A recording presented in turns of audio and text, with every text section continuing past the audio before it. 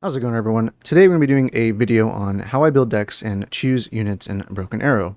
So I have a more theoretical and conceptual approach to this in some of my recent videos, and I'll go ahead and put them up in the description and also on the screen here so you guys can go ahead and locate them and go to them if you guys are looking for more of a sort of conceptual analysis of the way that I build my decks and the units that I choose. It's really based upon a balanced approach. That's how I like to play this game.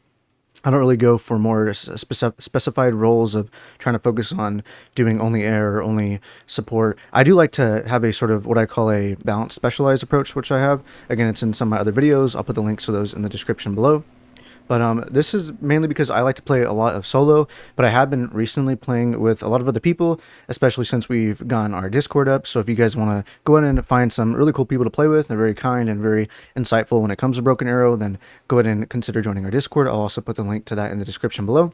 But yeah, so today I'm just going to go ahead and give a sort of overview of the decks that I have, and I accidentally did delete some of my decks, especially my Russian decks. I didn't mean to do that, and I was kind of being a little dumb there, but I'm just going to go ahead and give an overview of the decks that I have, and then I'm going to go ahead and actually build a couple decks with you guys while we're here, and so that way you could actually see what I'm doing, how I go about choosing units. I'm not familiar with all the units in the game, so this might help you guys maybe like, okay, well, this is how he approaches building decks, even if he's not familiar, and like what he's looking at when it comes to stats and whatnot. And hopefully this helps you guys, but this is just how I do it. I like to have a more balanced approach, but then if I'm trying to specialize in, let's say, or lean towards using more air, then I still have a balanced approach, but then I'm going to have a little bit more air than what I would normally have in a regular balanced deck. And again, you can find a lot of that information in my other videos. So let's go ahead and head on over to our army builder. So we're going to go ahead and first look at our decks we have here. Again, I would usually have 2 or 3 Russian decks, but I accidentally deleted them. I wasn't paying attention to the ones that I deleted, and I deleted the ones that I normally use, which is, it was a big mistake. But so we're going to go ahead and look at the decks that I have start here. We have 3 US and then 1 Russian. Again, it would have had more Russian, but I accidentally deleted them. So we're going to go ahead and look at the one that I've been mainly using, and this is my air main. So we'll go top to bottom, look at the reconnaissance. So for this one, I have 2 sentinels.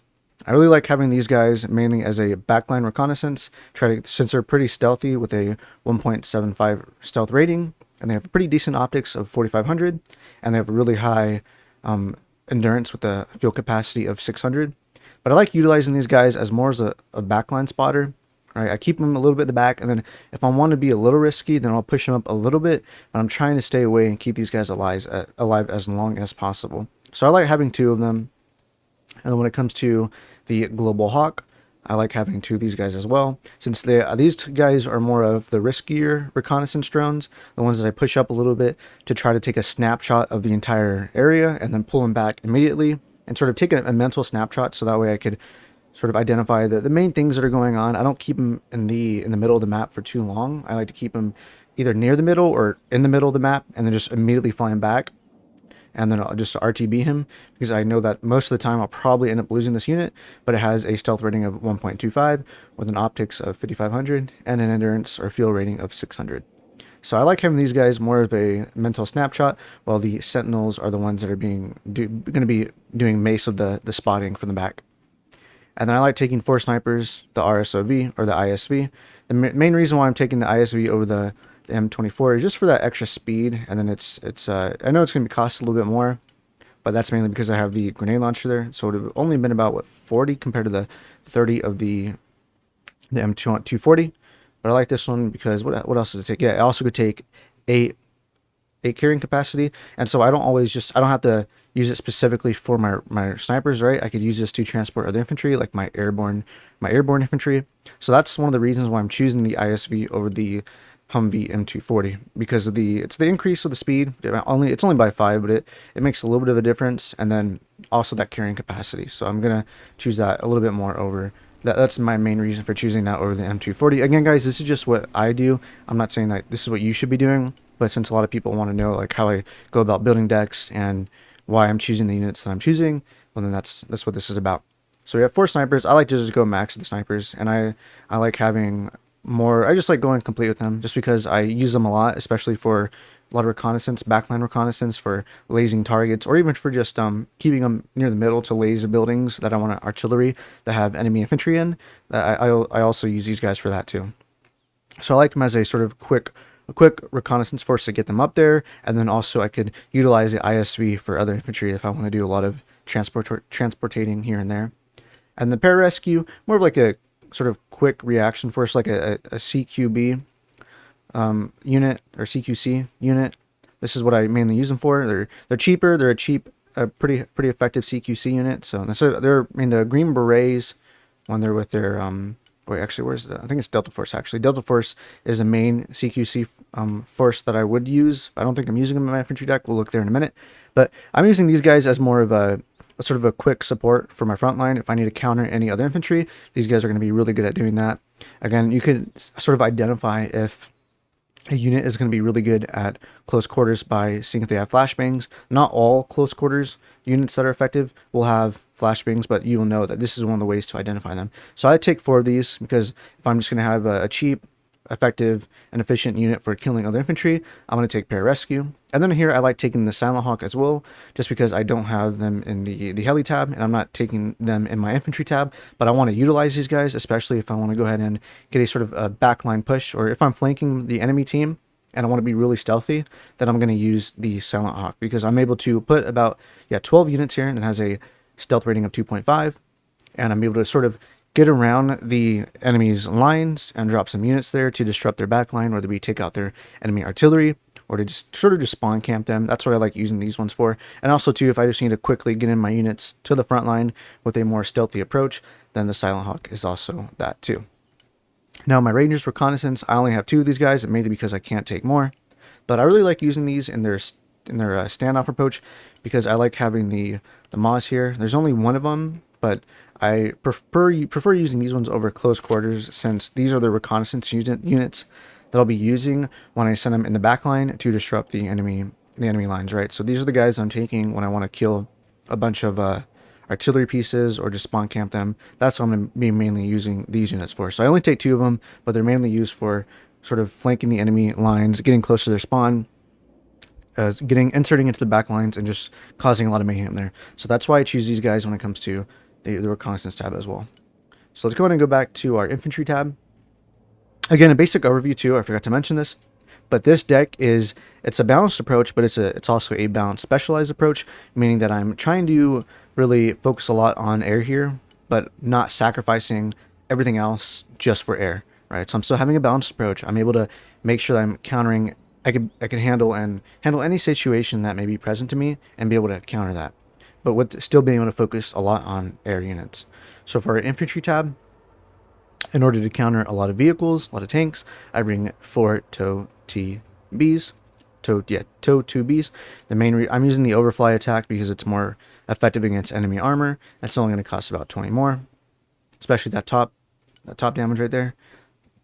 Going to be really effective. So I bring these guys mainly because, again, I don't have a lot of tanks in this tab, so I need to bring a lot of units that are going to be able to counter enemy vehicles, especially if they want to do a push. These units are really good at making enemy vehicles and enemy tanks waste their APS on you. So once these guys I usually stack them 2 in a building, and then once they get their shots off, I immediately like to move them to another building, because most of the time the enemy, if they're decent enough, they're going to identify those units after you shot at them, and once they retreat their vehicles back, because it usually makes them waste their APS or their smoke, they're going to try to RD you. So I always stick the guys in a building 2 at a time, and then once I get a good amount of shots off, I immediately switch them to a different building. And then Stinger team, I really like these guys. They got 2 Stingers, so they're going to be really effective, a lot faster at shooting down enemy helicopters and low-flying air units. I take 4 of these because I really think you can never have enough Stingers. Well, I mean, I don't take the Ranger Stingers. I just take the regular Stingers because I really like the 2 Stingers, but that, to me, that's more. It's enough for what I want to do. It's going to be able to counter enemy helis. Now I like taking the Rangers Moz. Really effective too. Like I said, this one's really lacking when it comes to friendly armor. So the way that I sort of supply for that, or the way that I help that, is by having a lot of units that have anti-armor capabilities. And so that's why I'm having 4 Ranger Moz. I take them in their M4 variant because they're going to be doing more penetration and more, and just I believe just more penetration. I think the regular M3 does 8.5 damage, but they have less penetration. So I'm using the M4 Carl Gustav because I want to do more pen damage to enemy vehicles that are pushing on me. So I'll put these guys more on the front line and use them in buildings to or like try to hide them too a little bit, sort of ambushing enemy vehicles that are pushing, so that way I can get a side shot or a back shot to be able to effectively take him out a lot quicker.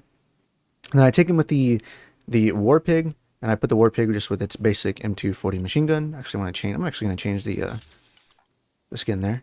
And so I take these guys in this variant with the LMTV, the War Pig, because I want to be able to have more than just, because you see that I have the ISVs for my reconnaissance tab and the Silent Hawks, but I also want to have something else that's going to be able to carry a lot more units.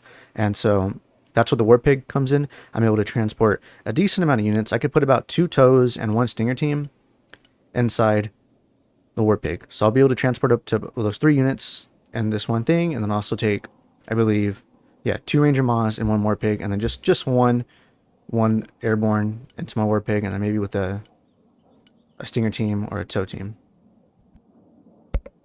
So that's gonna be the reason why I want to carry the War Pig. I guess I don't take the Little Bird because I kind of want to focus here on ground transportation, and their Little Bird is just a lot easier to get shot down, and at least with the War Pig I don't have to worry about bringing him up too close to where he's gonna be getting shot at by enemy Sosnas or Susnanes. I don't know how to say it, but I'm not gonna have to worry about any anti-air. So that's my main reason for taking the War Pig over the Little Bird or even the Silent Hawk or the ISV. The main, again, I'm looking here mainly for transport capacity, and that's what the War Pig is going to do great here. I already have the Silent Hawks with the other reconnaissance tab, and if I were to take Silent Hawks over the War Pig, then I wouldn't really have an effective and a high transportation unit that is purely on the ground.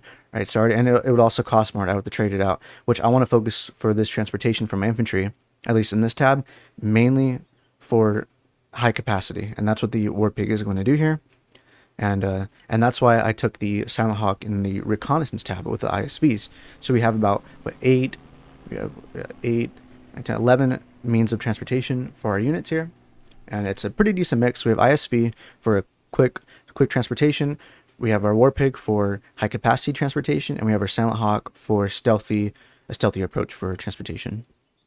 So now for airborne, just your basic infantry. I take 6 of them because I can't take 7 or 8 of them, and I like these guys. I take them in their next generation weapons because it has the Maz rocket launcher, and these are going to be pretty effective against other infantry and also taking out enemy vehicles. So these make up my main frontline force, and I just take them on foot because then I have the War Pig and other vehicles to transport them.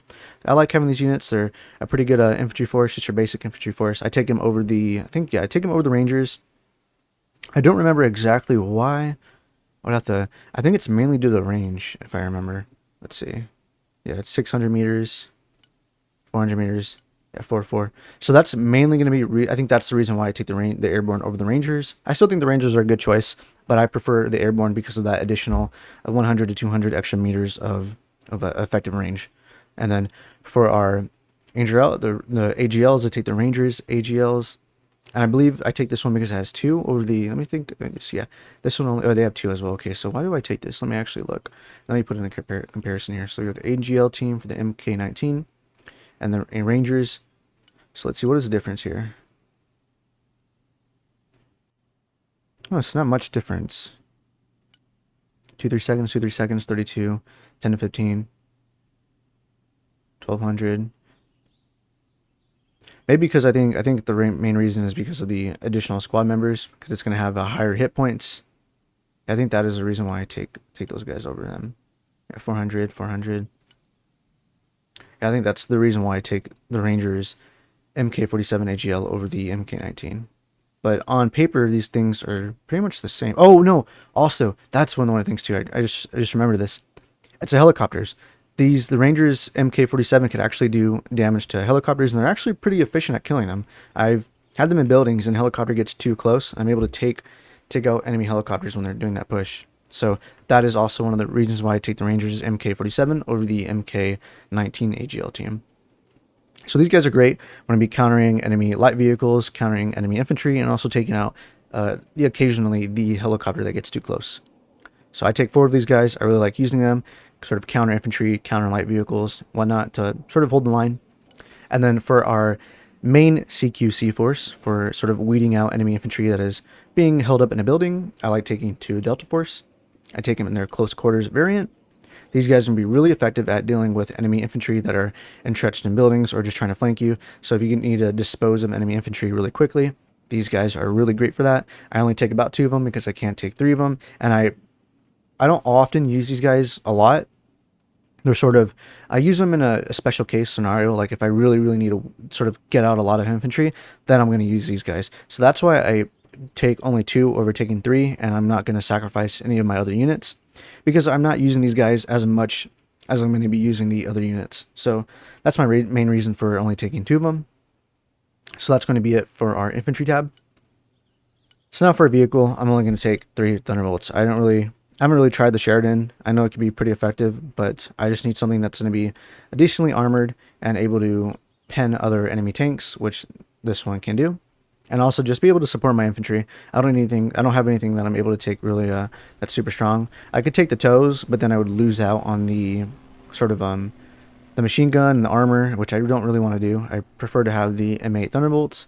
Again, but it's up to you guys, because the TOW 2s or the toes are pretty good as well for dealing with enemy vehicles. So honestly, I could definitely see using these units in this deck that I'm having here over the Thunderbolt. So yeah, I could definitely see that being used here, especially for a front line for holding them, because if you stack them and you shoot multiple times, they're going to be able to get through the APS and then do that top armor damage. It's going to be most likely going to be a instant kill most of the time, especially if they're locking on the same target.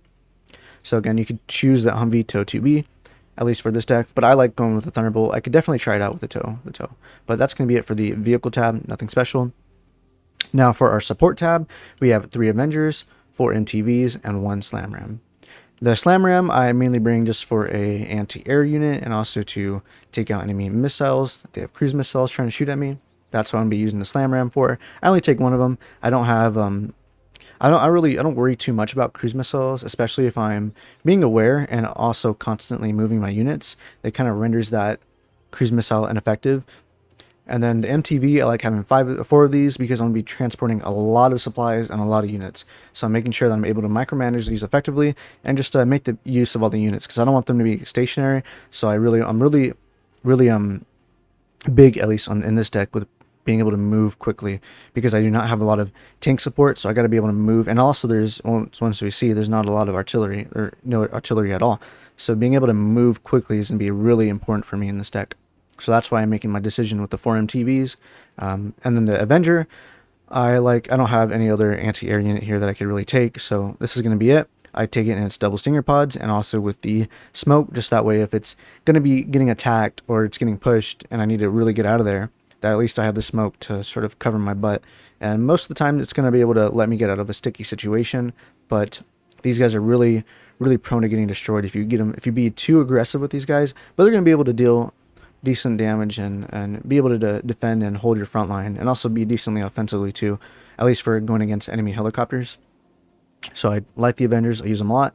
I make sure to sort of keep them behind the lines a little bit, and then when I'm pushing up, I make sure that I have other infantry or other things there before I push up my Avengers, because I don't want them getting killed by enemy vehicles. It's gonna be super important for this, because then I'll be really susceptible to enemy helicopters. Again, we don't have really much for this support tab. No artillery. And so we're not having really any smokes or anything. A lot of it's, and I could change it out for some smoke, but I wouldn't be able to. So I could go for one of these ones. I don't think we don't get any smoke with this. What about this? We get any smoke? Oh, here's smoke for this one. Yeah, only 18, but I don't really think it'd be worth it all that much, especially like the aim time. Like if I'm using smoke, I need to make sure that it's really time effective, right? And I don't want it to be taking 12 to 15 seconds to reload. That's just way too long. So there's really not much point in taking this. I'd rather just use a smoke that is provided with the unit that I have. Now going on to our heli. So again, I like to make sure that I'm balancing my balance approach. So I'm going to make sure that I'm able to counter anything that could possibly threaten me. So here we only have our 2 main ways of dealing with helicopters. We have our Stinger team, we have our Avenger, and then our AGLs, which could do some damage. But I don't want to rely a lot on the AGL, so I'm not really considering them a specialized anti-air unit, especially when it comes to helis. So we're going to categorize the Stinger team and the Avengers as being our main anti-air force. So now we're going to go ahead and go to the helis. excuse me, and also have additional AA units. So that's where the Comanche comes in. It has 2400 range with a 2.5 stealth rating, and we're equipping it with a buttload of Stinger missiles. So this is also going to be our additional sort of support for AA that we're going to have to counter enemy heli units. So we're taking 12 Stinger missiles. This is going to be really good at just being sneaky and being able to have that additional range to take out enemy helicopters that they want to push on you, and just be a sort of a quick reaction force, like if you need them, because they're pretty fast, 300 moving speed, not too bad. And then also I like taking the AH6 Killer Egg. Again, stacking these guys with a lot of Stinger missiles. Again, another quick reaction force, or another sort of support for anti-air units. So this is, again, mainly going to be focused on taking out enemy helicopters. And they could do some damage to some infantry with the minigun there. But this is, again, mainly keeping it back to stop enemy helicopter pushes. These are sort of more of the sacrificial units. I'll throw these guys ahead of my Comanche, so that way they target the Killer Eggs. And the Killer Eggs able to get a few shots off before they die, because it really doesn't have any armor or protection. No smokes, no ECMs, no flares or whatsoever. So that's why I'm going to be really trying to keep my Comanches. I'm going to basically use the Killer Eggs as a meat shield for my Comanches. My Comanches are going to be doing the ones with the main damage with the 12 Stinger missiles. And then for our transportation, we have the CV-22B Osprey. And I'm going to be using these guys mainly to transport a lot of logistics with some units, right? So I'm going to be focusing, the reason why I'm bringing this, because I have 4 MTVs. I don't want to be calling my MTVs back continuously in order to get supplies. So what I do instead is I get my Osprey, I load him up with 6,500 supply capacity, and then I bring him out, I drop the supplies, I get my MTV, I load up on supplies, and I use my MTV to sort of transport those supplies closer to the unit. And then I sort of doing like supply runs like that is like how I like to go about when it comes to logistics. So I like using the Osprey. I could use like the SOAR, but I actually might switch to the SOAR, but I think I choose the Osprey mainly because it has a quicker speed than the SOAR. But I definitely could go actually overlook this, because it might be better to bring in the SOAR, especially with that carrying capacity, and just to keep him back a little bit more to make sure he's being, not going to get shot down. So that's my main reason for bringing the Osprey. But I actually might, looking at this now, might consider changing to the SOAR, or even the Chinook. But probably the SOAR, especially since it has that 1750 range. But we'll consider it. We'll see what happens. So now for our additional anti-armor units, so we have our TOW 2B that can deal damage to armor. We have our Thunderbolt. We have a Ranger Moz, our NW, our Airborne, and then our Rangers RRC. So a lot of these units are capable of dealing damage to armor, but I also want to have another quick reaction force to deal with armor to sort of deter them from wanting to push up, because these guys are going to be decent enough, but they could really get overwhelmed, my infantry and even my Thunderbolt, by a lot of heavy tanks. So another way that I like to deter that is by having this Guardian here. So this Guardian is going to be loaded with 8 JAGM FNF missiles. So these are going to be anti-armor missiles. Here, as you can see here, they do top armor damage. So once my main front line of TOWs and of Moz are taking out the APS and the smoke, making them waste for smoke, I like to bring these guys in to do the main damage here for the enemy vehicles. So that's what I'm mainly using these guys for. And then have the Hydro Rockets. If I need to bring these guys up to deter enemy infantry, they're going to be really good to just completely melt the enemy infantry with the Hydro Rockets. Again, I try to play safe too here. So once I do a decent amount of damage, I'm going to pull back, because they're probably going to know, like, oh, I'm getting my butt kicked by a heli, so I'm going to start sending some Stingers or some Avengers or whatever they might have to counter this. So I don't want to have to deal with that. So again, I'm going to be taking this unit back, especially to avoid it getting killed. So that's going to be pretty much it for my heli tab. I can't really take any much more. As you can see, I only have 10 points left. So that's going to be covering all my bases there. Again, this is a balanced approach. So I'm able to deal with infantry. I have stuff to deal with armor. I have stuff to deal with heli units, and I have stuff to deal with air. Or my air actually is going to be in my air tab. So the way that I deal with air is having 3 F-15C Eagles. Now these guys are going to be enough for me to deal with any air units. And since I'm also making sure that I'm consistently moving, I'm not going to have to worry too much about getting bombs dropped on me, because I'm never really giving the enemy enough time to go ahead and drop bombs on me. right? Consistently firing and moving to make their artillery and their bombing ineffective. And so another way to counter enemy air units that I like to do is having my F-15C Eagle here. So now this guy, he's gonna be your basic just fighter jet. It's gonna go in the front for the air attacks. I mean, I don't believe in the air attacks, but this is what I use for when I'm doing air attacks. I send 3 of these guys out, or no, I send 2 of these guys out, and then I send 2 F-35As. Now my F-35As are going to be what I'm using when it comes to SEAD. They take 2 AGM or anti-radiation missiles. They take 2 of them, and I'll send 2 of them out. So it'll be a total of 4 anti-radiation missiles. So, and then I also fly these guys at a lower velocity, and then I hold fire on them until I know that they get really close. Once I see that they're locked onto a target, I wait for them to get even closer. So that way, the amount of time from the distance from shooting the enemy target is a lot closer, so it gives them less time to sort of react. So I hold fire on these guys. I send 2 of them out there, and then once I press H again and they unload all the missiles, I use Afterburner, then I RTB them home to be able to get those points back. And these guys are gonna be pretty stealthy, so they won't be.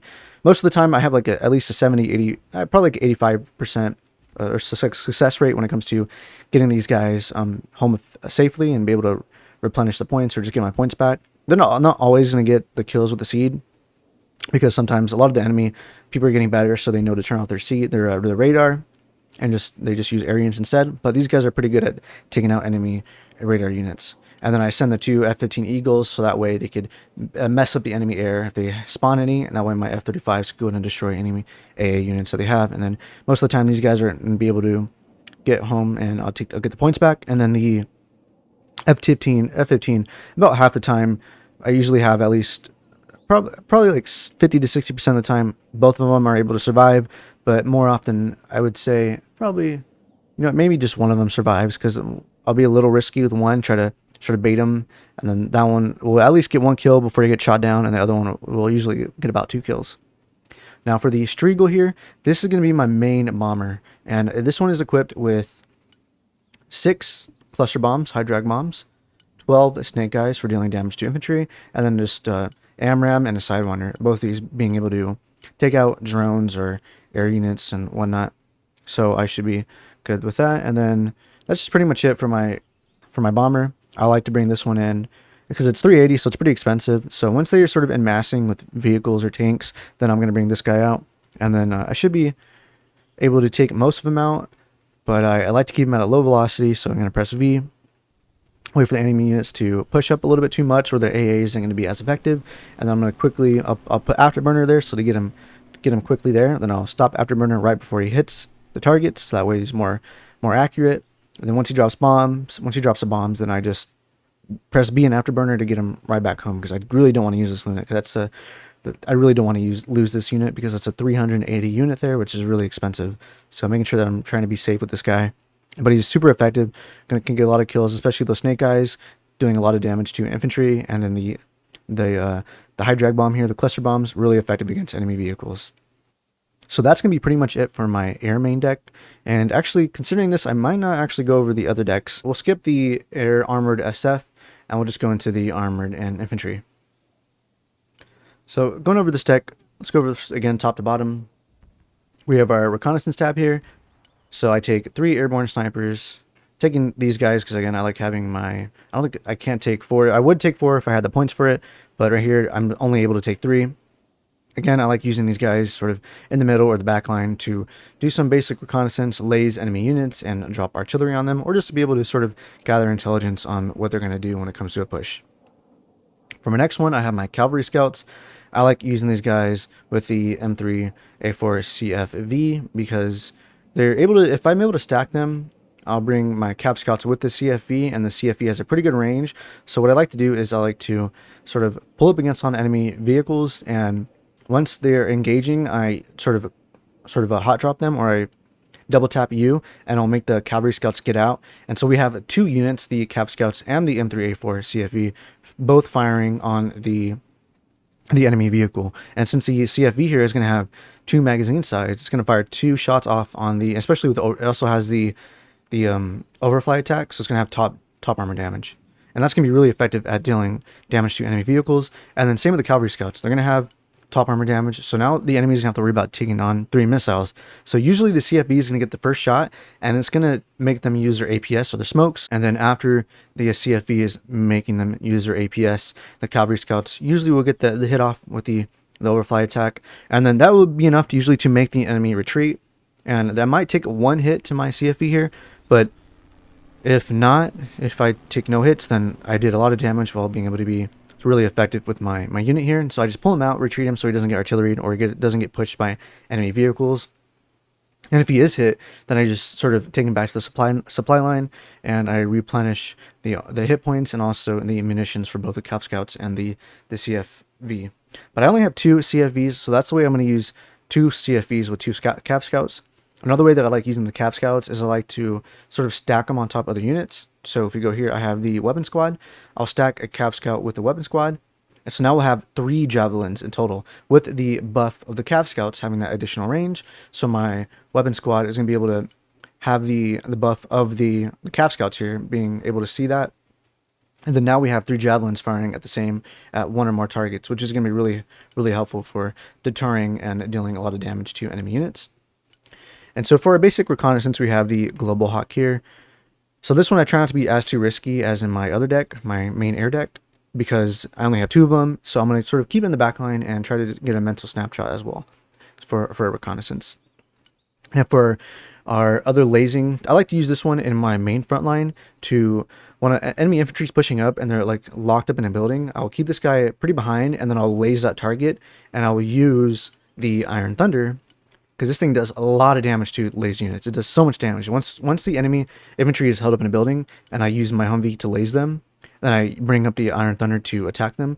It only takes a few shots before I completely wipe out the enemy that's in that building. So that's how I use the Humvee LRA S3. That's what I'm mainly using that unit for when it comes to sort of just for lasing, basic lasing. I don't bring him in the back line because he doesn't have a really good stealth rating, but he's quick enough to be there on the main front line with that 100 speed to be able to laze targets for my Iron Thunder.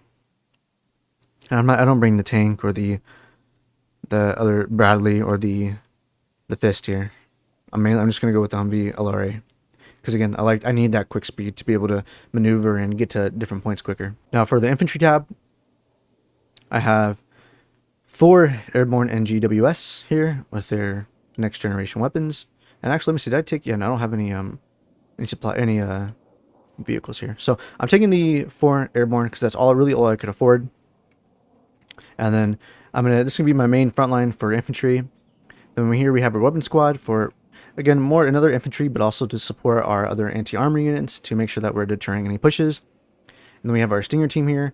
Mainly, I choose this one over the, where is it at? The mechanized AA, because it's coming equipped with 2 Stingers, because that's perfect. That's going to be doing a lot of damage and be able to effectively and efficiently kill enemy heli units that are pushing on you. So always going to be choosing the Stinger team. They're a great choice for when it comes to dealing damage to helis and just deterring them. And then for my CQC team, I have 2 mechanized engineers with an AMPV. So what I like to do is I like to stack 2 of these guys in an AMPV. And then if I know there's infantry held up in a building, I will push this AMPV. I'll just sort of ram the building and just drop the mechanized engineers, and they will usually take care of whatever units are being held up in the building there. Or I'll put them in the building close to them, and they'll just unload their SMAs into the enemy units. And I also use the AMPV as also a transportation for my other units, since it could carry 12. Another sort of basic frontline unit here, I have the mechanized rifleman with the M2A4 Bradley.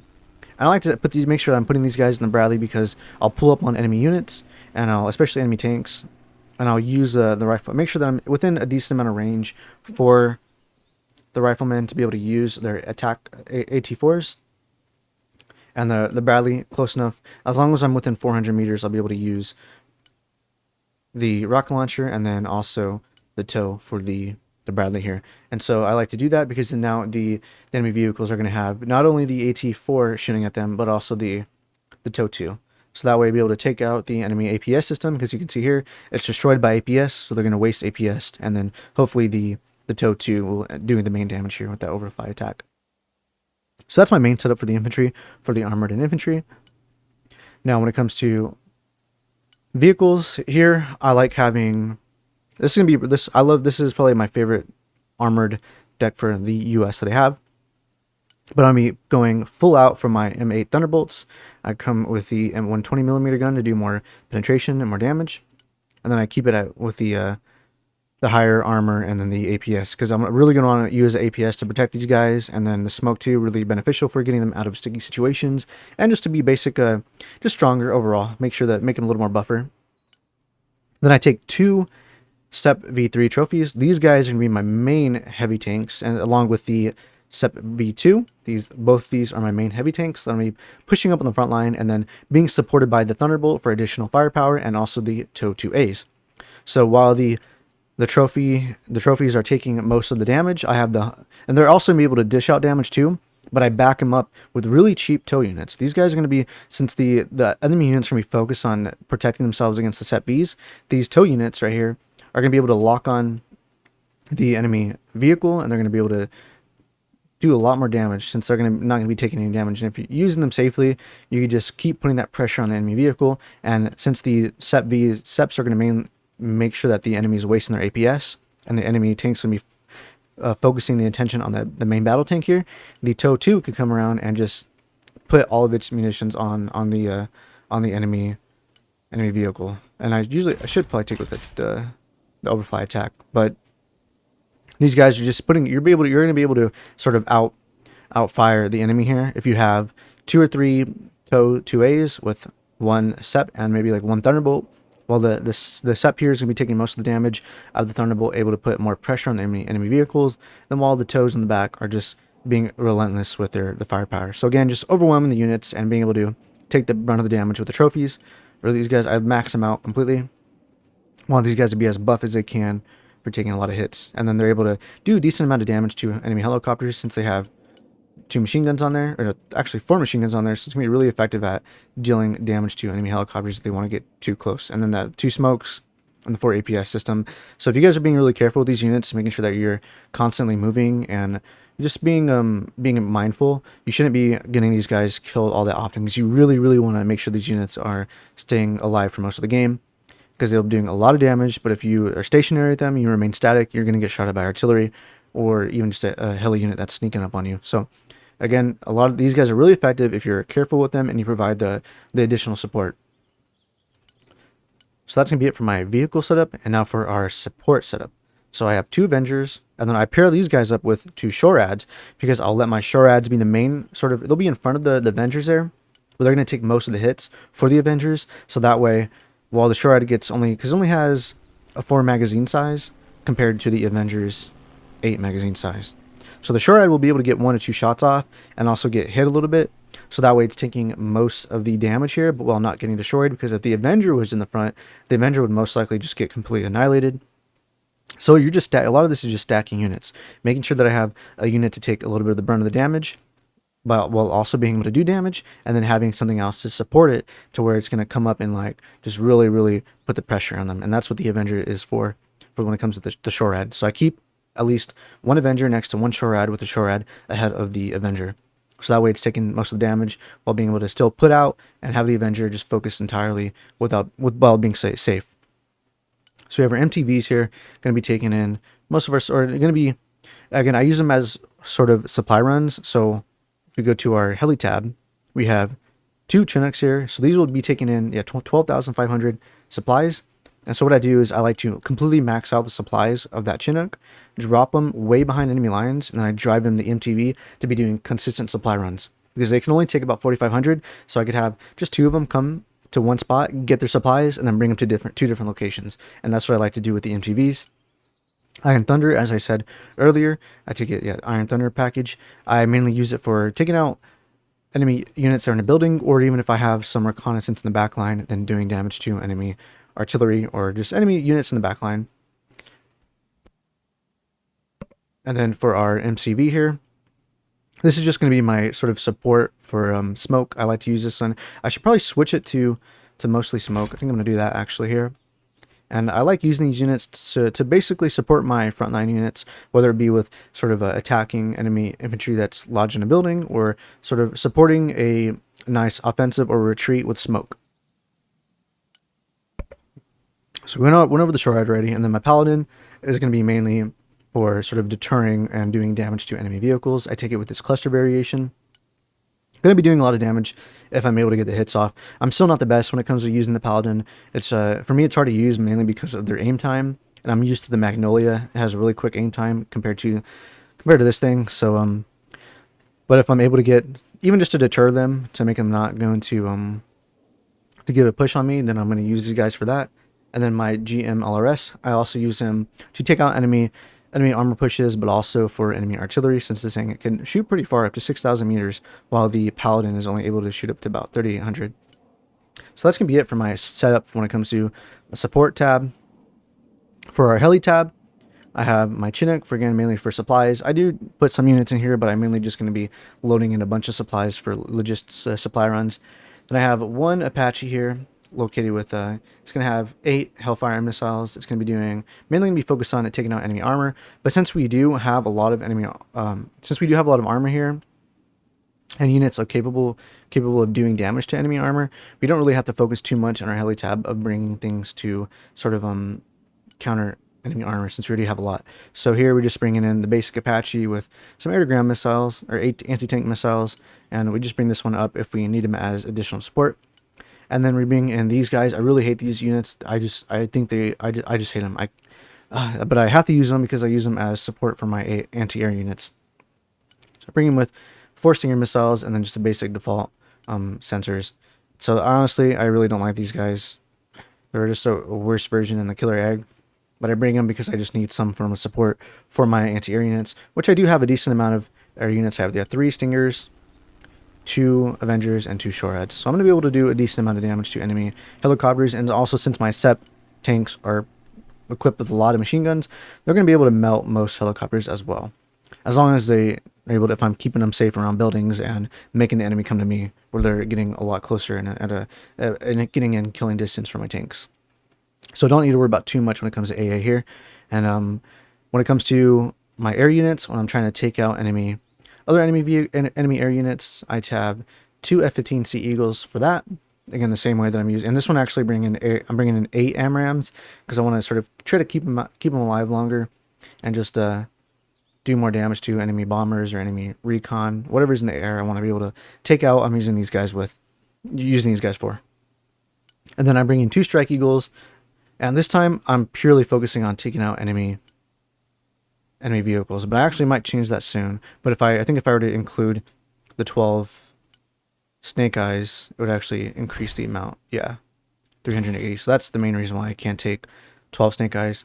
So again, this one's mainly just for taking out sort of a tank buster, vehicle buster. And then the A-10C Thunderbolt, I have this one mainly for infantry support. That's pretty much it, just for infantry support. And utilizing these guys for whenever they have units in a building or they're getting a really quick, really aggressive push on my enemy units with vehicles, then I could take this guy and just isolate one unit and do a lot of damage to him. But these things are really hard to use because they get shot down like no other, and they're just super slow. So it's a lot of this is just testing too. So I think I might even just remove the Thunderbolts or just take one Thunderbolt, take another Eagle, and yeah, let's see, take another Eagle. No, we can't. But we'll see. We'll see what we do with that. Maybe even completely remove the Eagle and take 3 F-15s. And we don't have any seed either. But we don't really need to worry about that too much since we're not going to be using air units all that much. Again, it's mainly focused on armor and infantry here. But we do have some air capability here. So 2 F-15 Eagles. I think I actually might change that for the 12 Snake Eye. We can. Yeah, so like our other ones. So it's going to be a little more expensive, but going to be a little more versatile as well. So that's going to be it for our armor and infantry tab for a deck. So that's how I think about and how I choose decks, or how I make those decks, and how I think about the units that I want to take in. Again, it's the approach that you want to have. So if you have in mind that you want to go more towards air, at least for me, then I'm going to be okay, well, I have an air specialization that I want to go towards, so my air main, but I'm going to make sure I still have that balance, that covering my bases in mind. So I'm going to be able to handle and counter anything else that they could throw at me. And that's how I really go about building my decks, and pretty much across the board. I don't really focus on just going all in on one thing. I could lean towards going in a lot on one thing, but I make sure that I'm still well-rounded and not sort of sacrificing other areas in order to be exceptional in one area. I want to be slightly more exceptional in one area while still being able to have a good approach to all the other areas. So now let's go over our Russian Guard Coastal. So this one here, it's going to be a lot more infantry and vehicle based. So let's go head on over to our reconnaissance. So here we have, I'm taking a lot of BT3Fs. I really like using these things, as you can see here.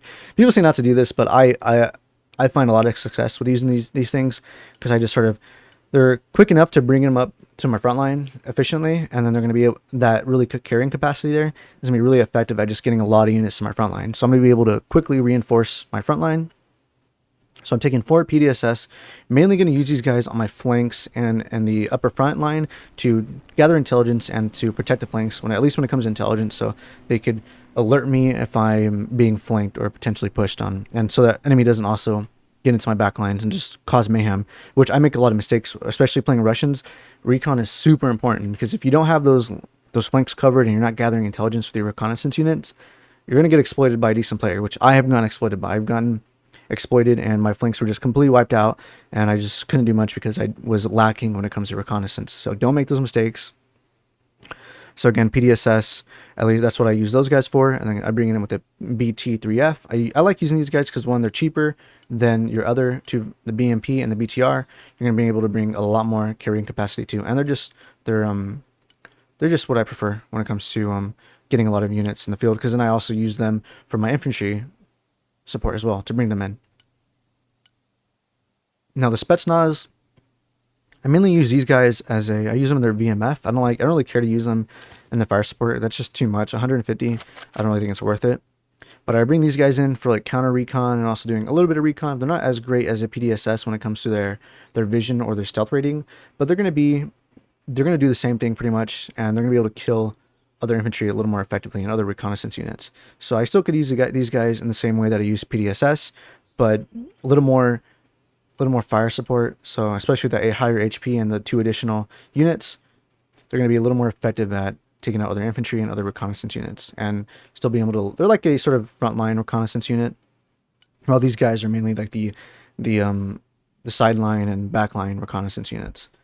And then our Morskaya, these guys are decent. I like to get them behind the enemy lines and just like kill supply units or logistical units and artillery, since they have that a rocket launcher capable of doing 650mm damage to most units or most vehicle units. So they're gonna be able to kill most vehicles, and they have a decent HP, decent armor. There's 5 of them.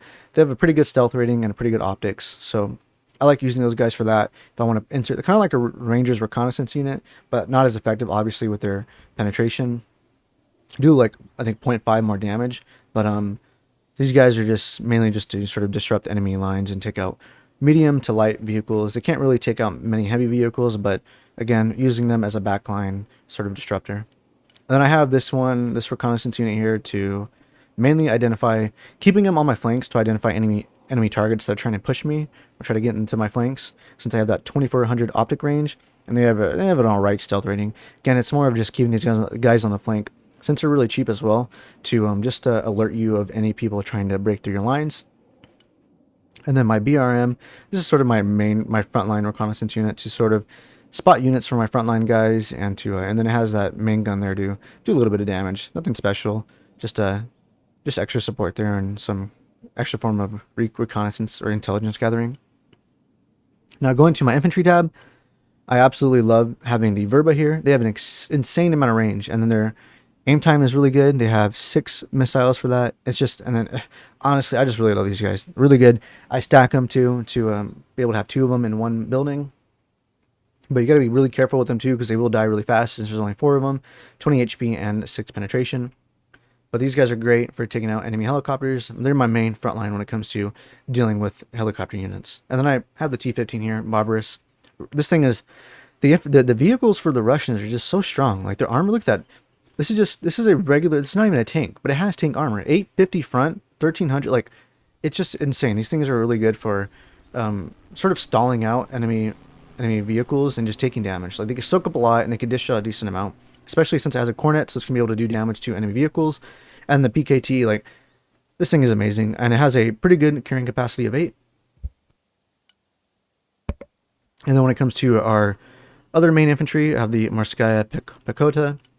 These guys are going to do a lot of damage to enemy armor, but they're all right for light to medium tanks, and just being able to put the pressure on them. They'll make the enemy heavy tanks waste their APS, so that's what we're going to really focus on doing here, and just also using them as a main front line, just pushing up, taking buildings, and trying to kill other infantry.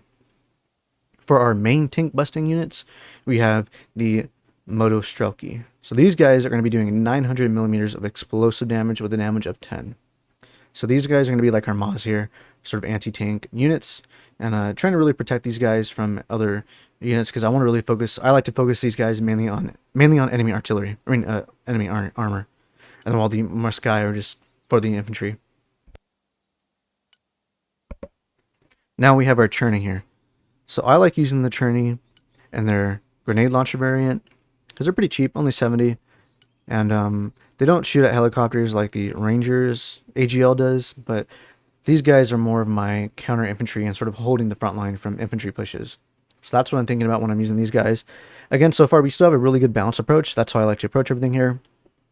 Have reconnaissance, have anti-armor, have anti-air.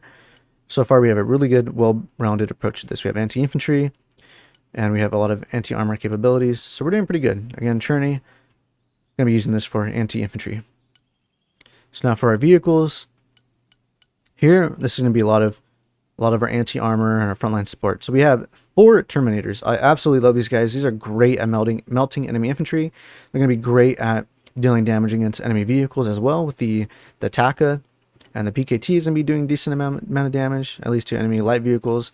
And the Twin 2A doing decent amount of damage too. Basically, they're just going to be...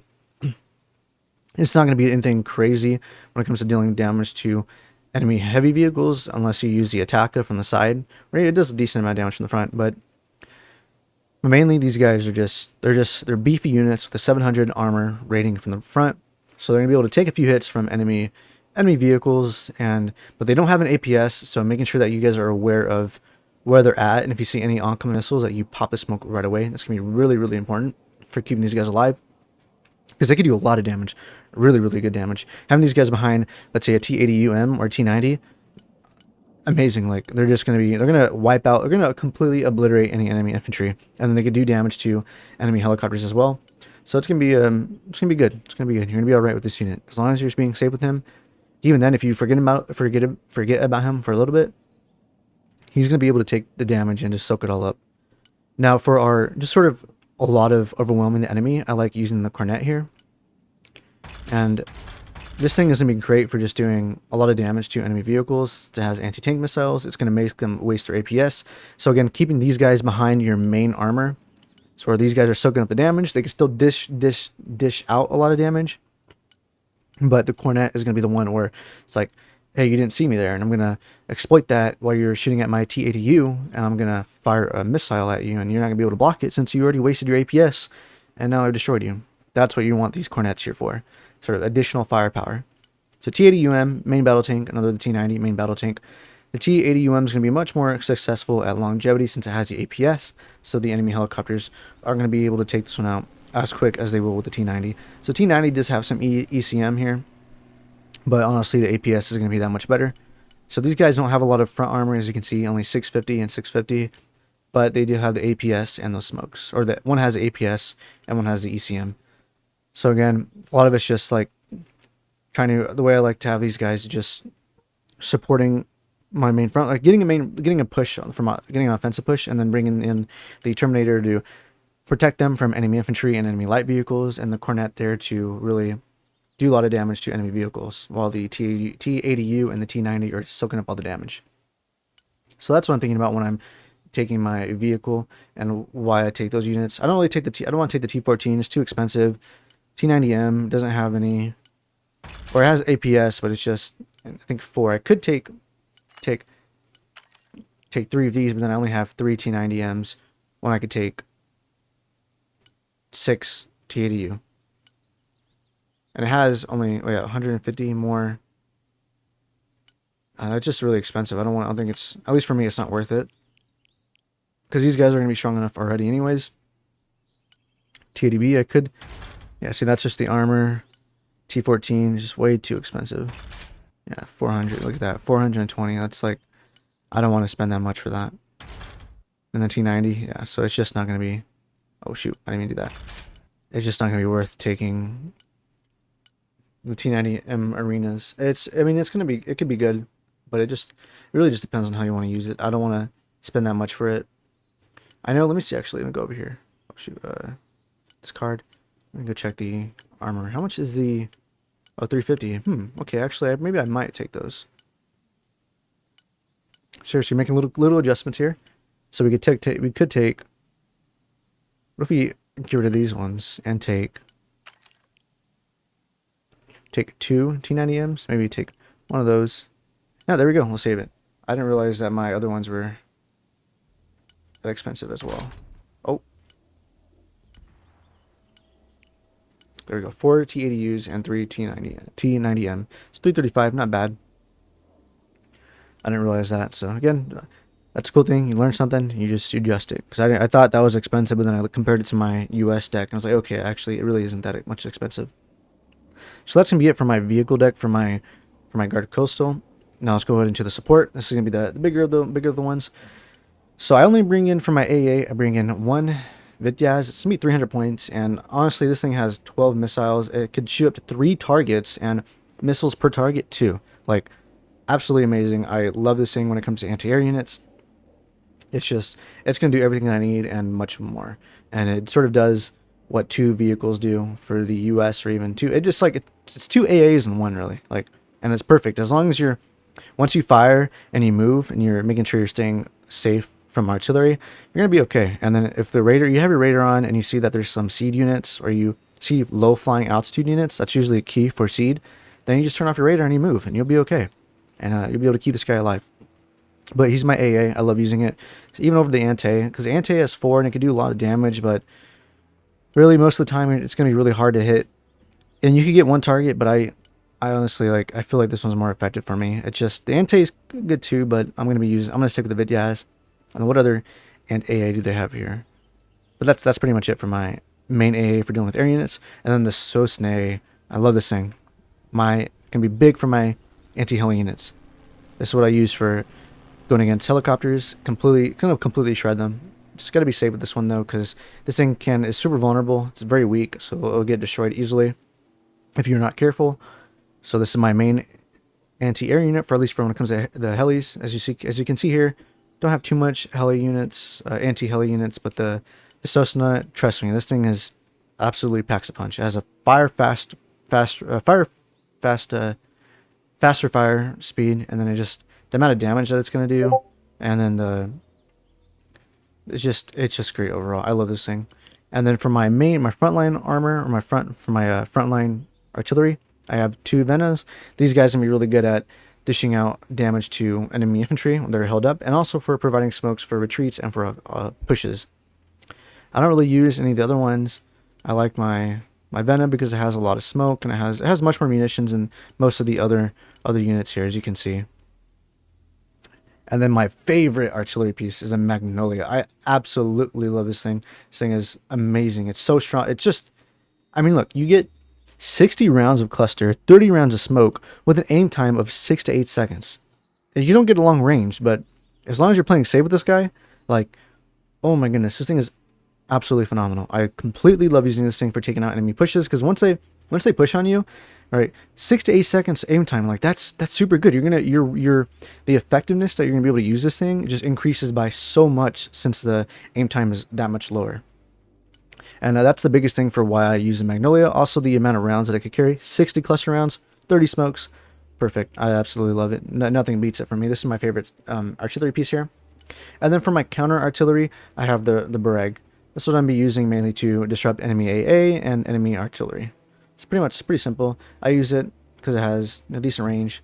I don't use the Iskander because I'm not really interested in using any cruise missiles. Yeah, the Nona, the Mist. I don't really want to use this one either. So I'm just, Bragg is perfect for me. 40 HE. Oh, this one does 152 millimeter of HE. Maybe I might switch it up to this one. Depends on what they test it out. And then for bringing up supplies, the only one that I have, this is probably the biggest deficiency that I have in this deck here, is that I only have one way to transport supplies, and that's through my MTSM.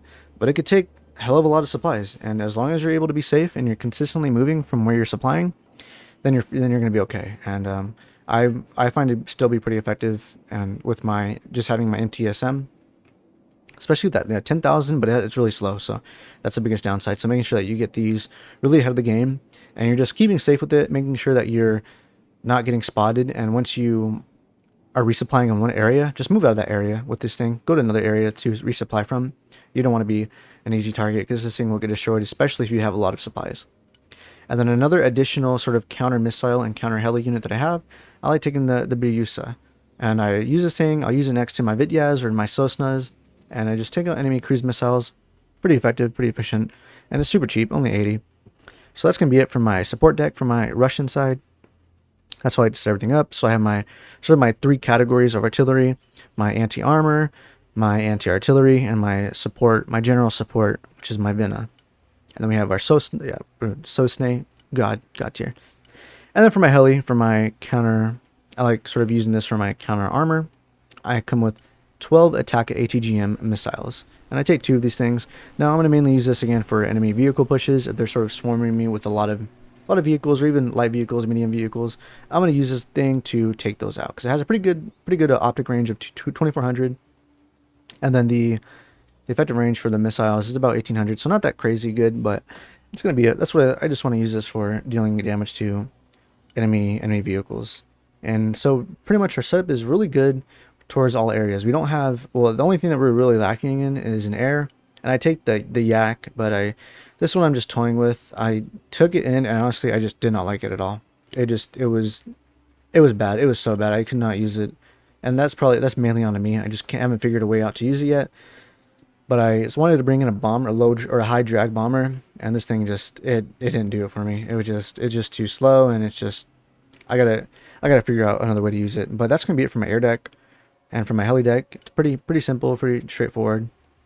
But as you can see, guys, the concept and the theories, or everything that I talk about in my other videos of having a balanced approach of covering your bases, plays out here entirely. You have infantry to counter other infantry. You have tanks to counter other tanks. You have everything you need to counter anything in any situation. All right, so my Vityaz, I have it for anti-air.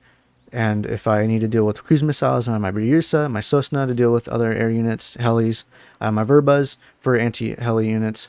And then for my armor, I have a bunch of armor to deal anti-armor. So I have everything. I could take on enemy infantry, I could take on enemy vehicles, I could take on enemy air, I could take on enemy heli units, I could do reconnaissance. I'm able to do everything. I have some form of bomber, but there's not going to be really any areas. The only area that I'm really deficient in is going to be the supplying, but I'm able to sort of counter that by consistently being aware and mindful of that unit and moving him. And also only the singular AA, right? This is going to be really sort of risky if I lose this unit, because I'm not going to have any AA on the field. But as long as I'm being mindful of it, I'm turning the radar off when there's seed units, then I could really be effective with this. So I'm aware I'm able to do everything, and all my bases are covered. I do have some deficiencies, but I'm able to make up for it by doing little things here and there, and making sure that I'm mindful, and just doing stuff to keep these units alive. And that's what it's going to be really about, especially with the areas that you're deficient in. But I could switch out the ATGM for, if I want to use, actually no, I didn't know they have anti-radiation units. Interesting. Or missiles. That's going to be pretty much it for the Guard Coastal deck. Now, this video is getting pretty long, so that's going to go ahead and be it for our first part of the series. I know that I said I wanted to do, go over the Russian and US decks, and then also go ahead and make some of them. But honestly, this video is getting too long, so I'm going to go ahead and end it here, and then just go ahead and do the last bit of this video and another part. And then, so we'll go ahead and make 2 US decks and then 2 Russian decks. I'm not too familiar with Russia as much as I am with the US, but we'll go ahead and at least utilize the concepts, and I'll just show the way that I'm thinking about things and why I choose certain units, and just talk about them. So that way you guys can see that even though I'm not too familiar with another faction, that do the things that I'm doing to sort of set up my decks regardless of that. So go ahead and stop this here, and I'll catch you guys in the next video.